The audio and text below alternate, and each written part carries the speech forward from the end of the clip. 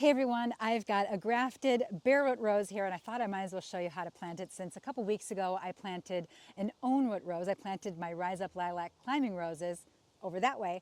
I'm in my front yard and I'm working on my front landscape, the redo of it, and Jackson Perkins sent me this gorgeous new for 2026 grafted rose. This is one called Ruffled Romance. It's hardy in zones 5 to 9, loves full sun. Really nice for small spaces. It gets to be about 3 by 3. So it's perfect for, well, we'll get a little closer in a minute, but I wanted to tell you a little bit more about this rose. So the cool thing about it was last year, back in 2025, they appealed to rose enthusiasts all over the country to come up with a name for Ruffled Romance. And so they had 47 submissions and they chose Ruffled Romance. And it perfectly describes the flower on this rose. It's a beautiful ruffled petal. It's kind of a double flower, double petaled, fragrant, pollinator friendly, the whole thing. Hardy in zones 5 to 9, I think I said that, but really a nice little landscape front of the border rose. So it's also a floribunda rose. So I'm excited to give it a go. It came with a really nice little tag and it says Ruffled Romance on it. So I love when things are labeled because I always forget the names of all these plants. I have so many different plants. The important part of this rose is this area here. This is your bud union or graft union. And the top part of the rose, this part is different from this part. So these are two different roses here. And they use a hardy rootstock. Oftentimes it's Dr. Huey. There are a couple others they use. But they use a very hardy rootstock, very robust, fast growing. And they graft it on to their more delicate flower or more delicate rose. In this case, it's Ruffled Romance. So when you live in a cold climate like I do, you want to make sure that you're protecting this. And that bud union, it's very susceptible if it's exposed to cold. It's just the most vulnerable part of a grafted rose. So here in my cold climate, I'm going to plant this deep. I'm going to make sure that this bud union is planted about 2 inches beneath the soil, the surface of my soil, to protect it, and then I'll mulch it, of course. But that should give it a really that should protect it and hopefully get it through the winter. This is a north-facing spot, full sun, very cold. It gets hit by the north wind, so I will be mulching this really well in the winter for the winter time. But for right now, I'm going to go dig the hole.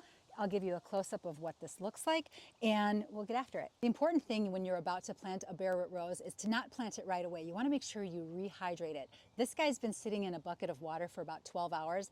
I added a little bit of organic liquid plant food, and I think it's pretty well hydrated. The next important thing is the depth of the plant of the hole. So the hole's here. I don't know if you can see that depth very well, but my goal is to build a mound in the center of a hole so it's like a little volcano, and then I'm going to arrange these roots over that volcano mound within the hole and then bury the bud union so that the soil comes to about 2 inches above the bud union here. I've dug about as deep as I can here. I've gone down about a foot and I've hit clay. I've got really heavy soil past about a foot. So made a little mound in the bottom of the hole and I'm just arranging this. I'm going to arrange the roots around that mound. But before I do that, I like to use a little bit of mycorrhizae and I'll sprinkle that on the roots and a little bit in the hole. And all that does is help the root system on the plant develop roots faster and establish faster.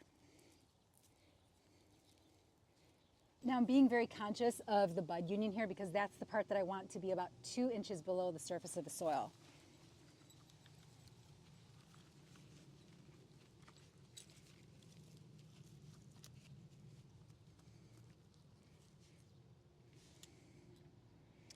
That looks pretty good. So just backfill it now.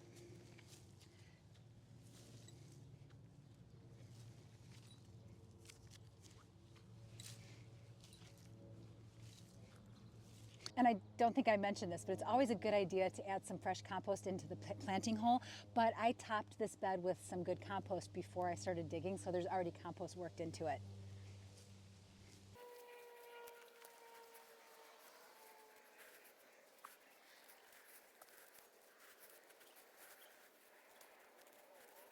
And then I like to come in with a little bit of fertilizer, give it some food, scratch that in, and then all that's left to do is water.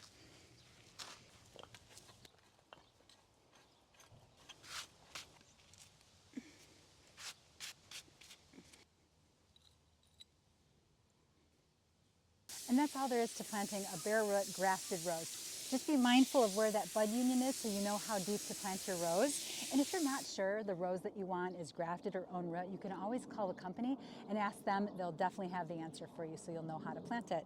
All right, guys, I hope this helps you plant a grafted rose, and I'll catch you in the next one. See ya.